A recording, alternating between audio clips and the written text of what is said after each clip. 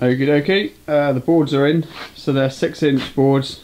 We've just secured them with some pegs, much the same as what we did last time. So we're ready to lay concrete in there now. It's all levelled up, left to right, front to back. The levelling is very important when you're putting a dyno in, because if your dyno is not level, your car will want to track, obviously, in the direction when it's sloping, which you don't want. So we've got that all set up, we're all ready to go. Mixer's outside, and the belt snaps on the mixer, just to add to the evening's fun. So now I'm just trying to find another mixer because it's the evening and I can't get another belt. So it's a bit of a pain in the ass, but hopefully we should be able to make some concrete in a bit when we come up with the What's on? What time are you going to be going for? Well, until we finish the job. If you've noticed, there's quite a big hole and there's several loads needed, and then we've got to float it off. Well, I'm off, I can't be asked for this shit. Well, Bruno's been here for 5 minutes, and Chris has just got covered by the mixer. We've got a different mixer. We had a belt failure on Old Faithful, and so now we're running on a borrowed mixer, which is in slightly better nick than ours and likes to splash the stuff everywhere. And being the expert builders we are, we're making quite the mess. So here we are, laying the concrete, one load, one mixer full gone in, mixing it ourselves, far easier. Chris is just out there shoving away. Ruin's here. He's just off now, he's going to see a show with his parents, so we need to have to mix the rest of this out by the looks of things.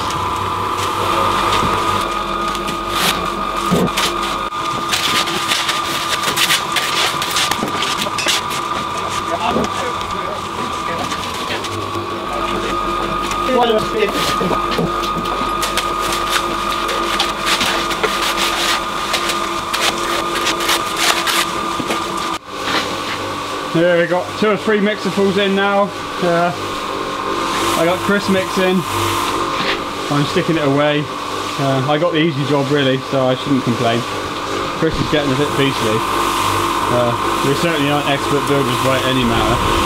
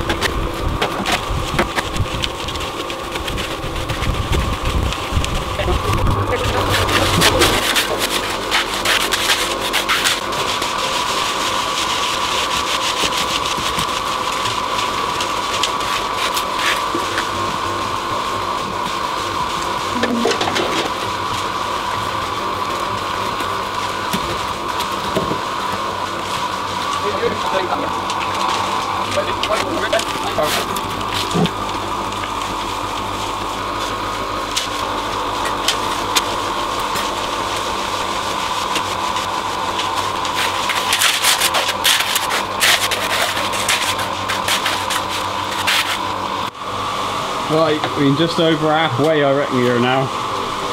Working our way up through it, I'm just tamping it in as I go. Chris is still outside shoveling away. So we got that bit in the end to do. I just chucked a few bits of loose concrete in that in, because he's more than 6 inches deep in the place or two. And we really don't need it more than 6 inches, so we're just going to fill that in. I think 6 inches is a bit overkill really, but it's a heavy old dyno and I don't want it moving around and vibrating, so we'll do a half decent job in here. I think this is a water mixer.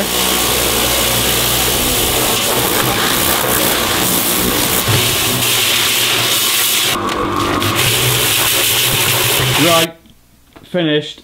Laid that first strip of concrete in. That's going to stay there to go hard now. Go off. We'll pull the boards out then, and we'll just fill in the gaps along the sides. There's not actually going to be any of the dyno along the sides. It's just to fill it in because there's going to be some block laid around the outside next. We're going to build a square around the perimeter of the dyno, which is going to support the top. It's not actually quite as big as this. This is actually bigger than it needs to be. We've just done that just to cover our asses really. So that's all done. We had a quick sweep up. Didn't make too much mess, just a small area outside, but we brushed that up while it was wet. So we'll leave that go now for a few days.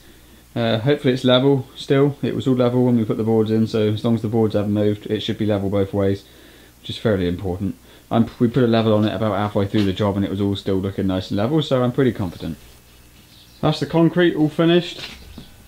The next day It's just been left there overnight. Just had a few hours just to start setting off a little bit. So that'll be left now for a few days to go hard, and then we'll be pulling the boards out, just putting a little bit in the 2 gaps down the sides, and then we'll be ready to start putting some block work in around the outside.